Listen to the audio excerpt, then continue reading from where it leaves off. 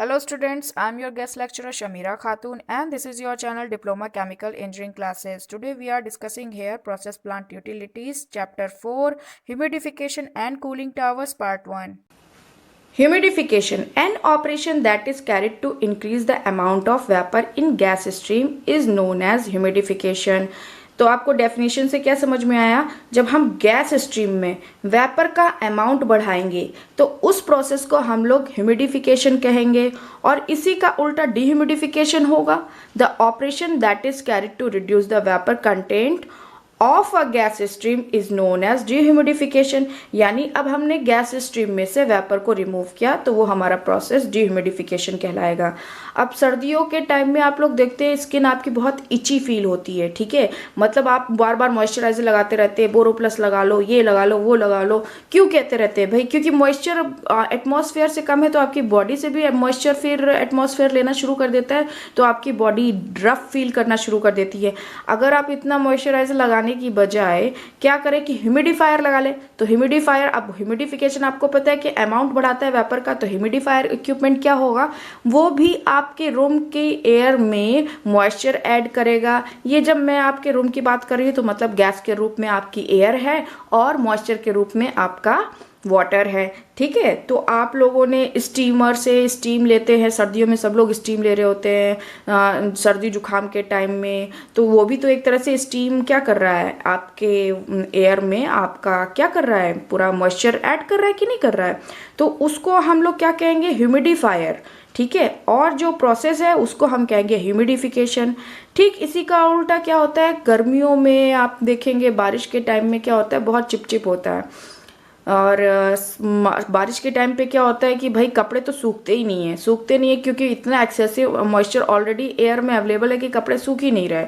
तो जब कपड़े सूख ही नहीं रहे हैं तो आपको क्या करना पड़ेगा, उसमें से मॉइस्चर निकालना पड़ेगा उस रूम में से या उस एरिया में से. अगर जब आपको क्लोथ्स सुखाने हैं तो आप लोग जल्दी जल्दी करने के लिए क्या करते हो, ब्लोअर के सामने रख देते हो कपड़ा, भाई टी शर्ट कॉलेज के लिए तैयार नहीं हुई है, भाई टी शर्ट जल्दी से सुखाओ, ऐसा करने लग जाते हो ना. तो ऐसा करने वाले प्रोसेस को आप कर तो रहे हो पर आपको पता नहीं है कि वो हम डिह्यूमिडिफिकेशन कर रहे हैं. बेसिकली क्या कर रहे हैं, हम क्या कर रहे हैं कि हम गैस स्ट्रीम में से वेपर कंटेंट जो मॉइस्चर का है उसको रिमूव कर रहे हैं. That is called dehumidification. And जो इक्विपमेंट यूज किया हम उसे कहेंगे डिह्यूमिडिफायर. तो हम इसी के बारे में पढ़ने वाले हैं. तो इससे छोटे छोटे रिलेटेड टर्म है जो हमें पहले पता होना चाहिए, तो हम इन्हें सबसे पहले जान लेना चाहिए. तो ड्राई बल्ब टेम्परेचर की आप डेफिनेशन देख सकते हैं, the temperature of the vapour gas mixture. यानी ये टेम्परेचर किसका है, वेपर गैस मिक्सचर का है. Recorded by dry bulb thermometer. ये किससे रिकॉर्ड किया जा रहा है, ड्राई थर्मोमीटर के थ्रू किया जा रहा है. Which is immersed in the mixture. Obviously अब उसको मेजर करना है तो हम उसमें इमर्स्ड करके मेजर करेंगे. Is known as dry bulb temperature. अब ड्राई बल्ब टेम्परेचर में क्या होता है, जो उसके बल्ब होता है, जैसे आपने घर में बुखार नापने वाला थर्मोमीटर देखा है वैसे ही ये कुछ वैसा ही होगा. तो आगे में जो आपका घर वाले थर्मोमीटर में जो आप लोग बुखार नापते हो उसमें आपने देखा हो ना बल्ब होता है, आप मुंह में रखते हो, मुंह से फिर टेम्परेचर जाता है. तो इसी तरह इसमें भी बल्ब होता है. तो हम ड्राई बल्ब कब बोलेंगे, जब वो बल्ब सूखा होगा, मतलब हमने उसको किसी उसके वेपर से गीला नहीं किया है, ना ही कोई विक लगाई है, तब वो ड्राई बल्ब टेम्परेचर मेजर करेगा. ठीक है, वेट बल्ब टेम्परेचर क्या होगा, wet bulb temperature it is the steady state temperature. ठीक है, attained by the wet bulb thermometer expose to rapidly moving stream. यानी हम यहाँ पे क्या कर रहे हैं, वेट बल्ब थर्मोमीटर को कहाँ रख रहे हैं, रैपिडली मूविंग स्ट्रीम में रख रहे हैं. और ये किसकी मूविंग स्ट्रीम है, वेपर गैस मिक्सचर की है. तो obviously the bulb of wet bulb thermometer is covered with a wet wick. यानी जो अब यहाँ पे बल्ब जो था उसमें हम क्या कर रहे हैं, वेट विक से कवर कर रहे हैं उसके बल्ब को. ठीक है, और ये जो वेट कर रहे हैं किसके थ्रू कर रहे हैं, क्या कौन सा लिक्विड यूज कर रहे हैं, विद द सेम लिक्विड. यानी वही लिक्विड जो वेपर फॉर्म में गैस वेपर मिक्सचर में है उसी से ही करेंगे. ठीक है, तो और एक चीज आपको और याद रखनी है कि डब्ल्यू बी जो होता है वो लेस देन और इक्वल देन डी बी होता है. ठीक है, ड्यू पॉइंट आप लोग को सबको पता ही होगा. It is the temperature at which condensation will first occur. यानी आपने कंडेंसेशन अगर किया होगा तो जहाँ पे फर्स्ट आपको ड्रॉप मिलती है ना, जिस टेम्परेचर पे आपको फर्स्ट ड्रॉप मिलती है, हम उसको ड्यू पॉइंट कहते हैं, ठीक है। Vapour begins to condense when the vapour gas mixture is cooled at constant pressure. और ये जब प्रोसेस कर रहे होंगे तो हम लोग का जो प्रेशर है वो हमें कांस्टेंट रखना है, ठीक है। एब्सोल्यूट ह्यूमिडिटी क्या है, फॉर्मूला हम लोग थोड़ा थोड़ा देख लेंगे। एब्सोल्यूट ह्यूमिडिटी को ही हम लोग एब्सोल्यूट सैचुरेशन कहते हैं, इसको कैपिटल एच से डिनोट करते हैं। इसका फॉर्मूला क्या है, KG vapour upon KG dry gas. Dry gas क्या होगा, नॉन कंडेंसेबल ही होगा ऑब्वियसली, क्योंकि वो कंडेंस नहीं हो रहा है तभी तो वो वेपर में कन्वर्ट नहीं हो पा रहा है। तो एच, कैपिटल एच आपका क्या हो गया, KG vapour upon KG dry gas, जो कि ड्राई गैस कौन सी है, नॉन कंडेंसेबल। और for air water vapour mixture के लिए क्या हो जाएगा, KG of water vapour upon KG of dry air. Molal humidity के लिए एक फॉर्मूला देख लीजिए, मोलल ह्यूमिडिटी को ही मोलल सैचुरेशन भी हम लोग कहेंगे। एयर वाटर के सिस्टम में क्या होगा, H equals to H M into M A upon M B. और किलो मोल वाला फॉर्मूला हम लोग को पता है कि अगर हम वेट को मॉलिक्यूलर वेट से डिवाइड कर देंगे तो हमें किलो मोल्स मिल जाते हैं। तो इस तरह हमने रख के पुट करके इस इक्वेशन को अगर सॉल्व करेंगे तो हमारा H को अगर हम HM के फॉर्म में लिखना चाहें तो हम क्या कर सकते हैं, M A upon M B करके कर सकते हैं। तो एम ए आपका क्या है, मॉलिक्यूलर वेट ऑफ वाटर होगा, और एम बी क्या है, molecular weight of air. Basically M A जो है वो आपका जो मॉइस्चर है उसका मॉलिक्यूलर वेट है, और एम बी जो है वो आपका गैस का मॉलिक्यूलर वेट है। हमने यहाँ वाटर एयर के सिस्टम की बात करी है तो क्या होगा, वाटर का मॉलिक्यूलर वेट आपको पता है 18 है, एयर का 29 होता है। तो हम H का फॉर्मूला लिख सकते हैं, H equals to H M into 18 upon 29। Total pressure क्या होता है, डाल्टन्स लॉ ने बताया कि अगर हम सारे पार्शियल प्रेशर्स को ऐड कर दें तो हमारा टोटल प्रेशर मिल जाता है। तो यहाँ पे क्या होगा, total pressure equals to partial pressure of vapour plus partial pressure of non condensable gas. तो इसको कैसे लिख सकते हैं, टोटल प्रेशर आपका capital P, partial pressure small p से हम लोग डिनोट कर रहे हैं, और कैपिटल P इक्वल्स टू क्या हो जाएगा, PA प्लस PB। अगर इसको हम मोल फ्रैक्शन के फॉर्म में लिखेंगे तो कैसे लिख सकते हैं, Na upon NB equals to PA upon PB। इसको सॉल्व करेंगे तो हमारा जो HM है वो PA upon capital P minus PA मिल जाएगा। और हमें ऑलरेडी HM पता है कि क्या होता है कि HM और H का रिलेशन है एक, H equals to H M into M A upon M B, ठीक है। अब relative humidity and percentage humidity and relative saturation, ये सब सेम ही टर्म है, आपको कंफ्यूज नहीं होना है। अगर रिलेटिव ह्यूमिडिटी पूछे तो भी सेम चीज़ है, percentage humidity, relative saturation and percentage saturation बोले तो सेम चीज़ ही पूछ रहा है ये। तो इसको कैसे लिखते हैं, परसेंटेज RH से डिनोट करेंगे और परसेंटेज RS से डिनोट करेंगे।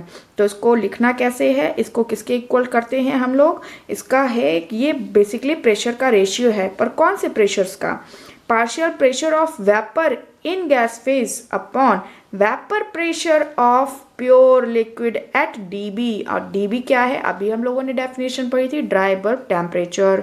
तो ये फॉर्मूला हो गया आपका। और एयर वाटर के लिए आपका क्या होता है, जो PS होता है यानी वेपर प्रेशर होता है प्योर लिक्विड का, वो किसके बराबर होता है, वेपर प्रेशर ऑफ वाटर के at dry bulb temperature. Saturation humidity को हम लोग HS से डिनोट करते हैं, और इसको कैसे लिख सकते हैं हम लोग, इसको हम लोग प्रेशर के भी फॉर्म में लिख सकते हैं एंड मोल फ्रैक्शन के फॉर्म में भी लिख सकते हैं।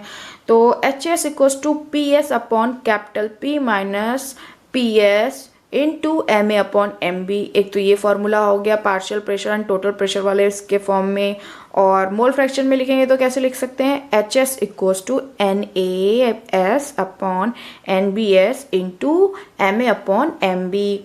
100% सेचुरेशन का मतलब क्या है, जहाँ पे ड्राई बल्ब टेम्परेचर और वेट बल्ब टेम्परेचर की वैल्यू सेम होगी और साथ ही साथ ड्यू पॉइंट भी आपका सेम होगा। तो percentage humidity, percentage saturation, percentage absolute humidity, इसका फॉर्मूला क्या है, ये बेसिकली फॉर्मूले आपको पता होंगे। तो आपको कोई न्यूमेरिकल आया बेसिकली तो आप उसमें इसको अप्लाई करके डायरेक्ट आंसर निकाल सकते हैं। तो ये पढ़ने का एक बेसिक चीज़ ये है कि आप ह्यूमिडिफायर से पहले ये चीज़ें तो पढ़ लें। आपको ह्यूमिडिफायर की वैल्यूज़ कैसे क्या करना है कुछ पता ही नहीं होगा, तो इसलिए इसको भी देखिए। तो percentage humidity, percentage saturation and percentage absolute humidity, ये तीनों टर्म सेम ही है। इसको हम लोग परसेंटेज एच से डिनोट करते हैं और उसको कैसे लिखते हैं, capital H upon HS into 100, और इसको पार्शियल प्रेशर के फॉर्म में PA upon capital P minus PA into capital P minus PS upon PS into 100। और जब इसको आप सिंप्लीफाई करेंगे तो आप क्या लिख सकते हैं, HM अपॉन HMS इंटू 100। और हमने अभी थोड़ी देर पहले ही बताया था, एयर वाटर सिस्टम के लिए जो ह्यूमिडिटी चार्ट होता है हम उसको साइक्रोमेट्रिक चार्ट बोलते हैं। ह्यूमिडिफायर क्या होते हैं, मैंने आपको पहले ही स्टार्टिंग में बताया था, add moisture to air when it's so dry, या फिर हम बोल सकते हैं बहुत ही ज़्यादा ड्राई है तो आपका बिलो 35% ह्यूमिडिटी, ये आपको मेंशन करना है और लिखना है। बिलो 35% ह्यूमिडिटी आपके लिए ज़रूरत पड़ेगी ह्यूमिडिफायर के लिए।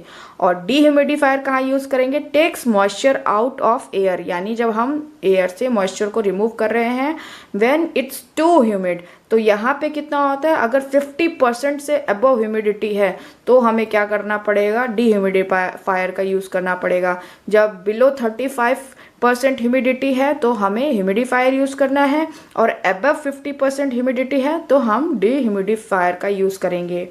A good humidity level for average home is between 35 and 45%। ठीक है, तो हमारा जो घर में होना चाहिए ह्यूमिडिटी वो कितनी होनी चाहिए, 35% से 45% के बीच होनी चाहिए। अगर नहीं रहती तो हमें इची फील होने लगता है और आप लोग मॉइस्चराइज़र लगाने लग जाते हो। तो बेसिकली क्या करना है, या चिपचिप फील करने लगते हो, तो 35 से 45% के बीच ही हमें ह्यूमिडिटी मेंटेन करना है। अगर कोई हम हाउस होल्ड वाला ह्यूमिडिफायर लेते हैं तो उतना ही हमें उसमें देखना पड़ेगा कि इतना मेंटेन करना है।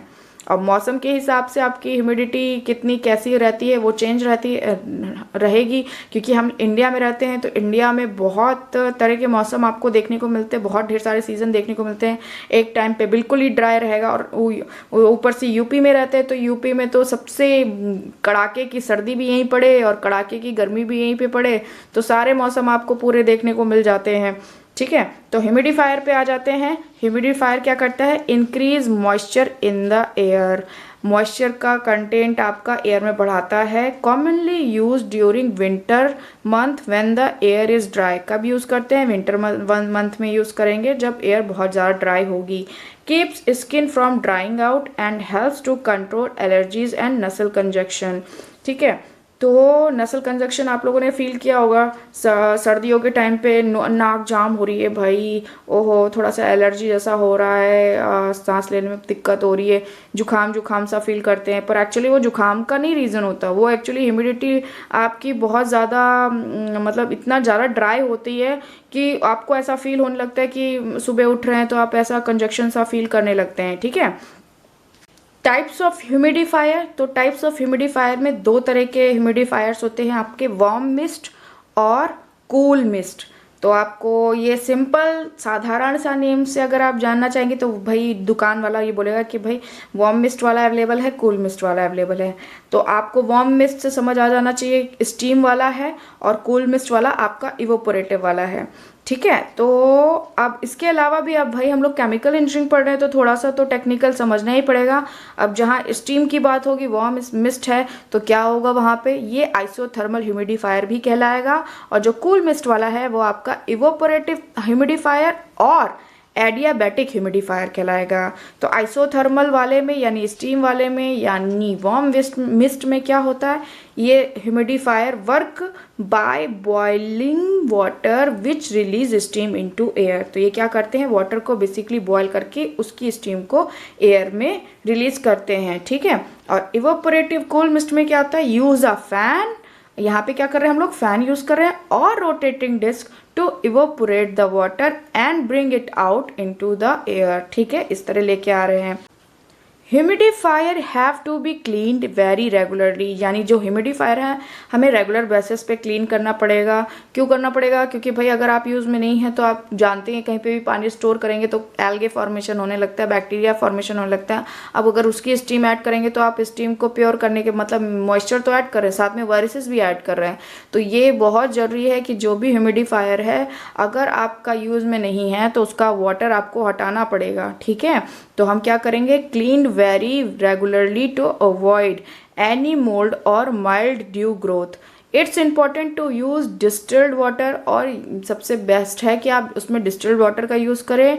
डंप एनी एक्स्ट्रा वाटर, सारा वाटर जो एक्स्ट्रा वाटर है उसको निकाल दें off the reservoir when you are done using it, ठीक है। जब आप उसका यूज़ ख़त्म हो जाए तो आप उसके रिजर्वायर को यानी उसके टैंक को खाली कर दीजिए।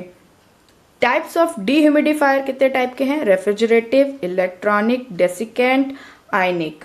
तो जो रेफ्रिजरेटिव है वो बहुत ही मोस्ट कॉमनली यूज़ करने वाला है। तो इसमें क्या करते हैं? रेफ्रिजरेटिव को ही हम लोग मैकेनिकल भी बोलते हैं। इसमें क्या होता है? हम लोग फ़ैन यूज़ करते हैं। Use a fan to pull the moisture out of the air and over a refrigerated coil. Desiccant क्या है? Desiccant is a unique moisture absorbing material है, यानी ये बहुत ही यूनिक मटेरियल है जो कि मॉइस्चर को एब्जॉर्ब करता है। Draw moisture out of the air, और कैसे? एयर से मॉइस्चर को पूरा निचोड़ लेता है, मतलब अपने अंदर में एब्जॉर्ब कर लेगा बाय रोटेटिंग इट, और इसको रोटेट कर करके थ्रू द सिस्टम, जिस सिस्टम में भी ये लगाया जाएगा। Heat is usually use to then draw the moisture out of the desiccant। Ionic membrane कौन सा है? This type of dehumidifier uses a process called electrolysis to remove water vapor। तो इसमें हम लोग क्या करें? आयनिक से ही समझ में आ रहा है कि आयनिक होगा तो इलेक्ट्रोलिसिस होएगा ही। तो इस प्रोसेस में इलेक्ट्रोलिसिस करते हैं। इलेक्ट्रोलिसिस के थ्रू हम रिमूव करेंगे वाटर वेपर को। So there no visible water and dehumidifier requires little to no maintenance. तो इसमें क्या है कि आयनिक मेम्ब्रेन में आपको ज़्यादा मेंटेनेंस करने की ज़रूरत नहीं है। अब बट आयनिक तो है, तो आपको समझ आ रहा है इलेक्ट्रोलिसिस हो रहा है तो ऑब्वियसली बहुत कॉस्टली भी पड़ेगा अगर मेंटेनेंस की ज़रूरत नहीं है। इलेक्ट्रॉनिक में आते हैं तो इलेक्ट्रॉनिक में क्या है? An electronic dehumidifier usage a heat pump to pull water vapor from the air using condensation well। this type is very quiet, it is not very efficient। तो आपको समझ में यहाँ पे भी आ गया कि ये बहुत ही एफिशिएंट नहीं है। और इसमें क्या करेंगे? हम लोग हीट पंप का यूज़ करेंगे जो कि वाटर वेपर को पुल करेगा और एयर को जितना भी कंडेंसेशन कर सकते हैं, जितना भी मॉइस्चर को निकाल सकते हैं उतना ये निकालेगा। स्टीम ह्यूमिडिफायर को ही हम लोगों ने वार्म वेस्ट कहा था। इसको दूसरा नाम हमारा आइसोथर्मल ह्यूमिडिफायर है, और इसके बारे में अब थोड़ा ढंग से अच्छे से देख लेते हैं। तो ऐड मॉइस्चर टू एयर, ये मॉइस्चर ऐड करता है एयर में without the change in dry bulb temperature, यानी ड्राई बल्ब टेम्परेचर के साथ छेड़छाड़ भी नहीं करता और मॉइस्चर भी ऐड कर देता है।